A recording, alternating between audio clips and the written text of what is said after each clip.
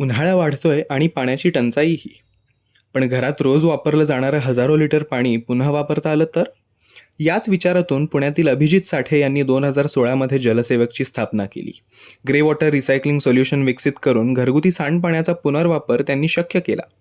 यामुळे अंघोळ, wash basin, washing machine, डिशवॉशरमधून बाहेर पडणारं ग्रे वॉटर प्रोसेस करून ते पुन्हा टॉयलेट फ्लशिंग, गार्डनिंग आणि घरातील साफसफाईसाठी वापरता येतं.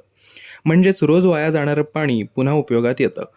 CII green products and services काउन्सिलकडून ग्रीन प्रो सर्टिफिकेशन मिळालेलं हे सर्टिफाईड ग्रीन प्रोडक्ट दिवसाला 1000 ते 10,000 लिटर पाण्याचं रिसायकलिंग करू शकतं. या सिस्टमची किंमत साधारण 1.5 लाख ते 3.5 लाखांपर्यंत आहे. आज महाराष्ट्र, दिल्ली, मध्य प्रदेश, केरळसह भारतातील 30पेक्षा जास्त ठिकाणी याचे इन्स्टॉलेशन्स झाले असून दररोज 2.5 ते 3 लाख लिटर पाण्याचा पुनर्वापर होत आहे.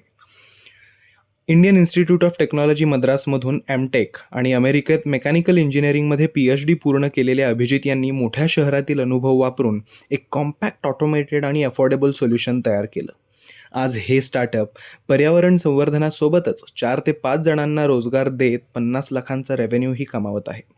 पाण्याची बचत हीच भविष्यातील सर्वात मोठी गुंतवणूक आहे, हेच जलसेवक सिद्ध करत आहे. अशाच भन्नाट बिझनेस स्टोरीजसाठी सबस्क्राईब करा यशस्वी उद्योजकला.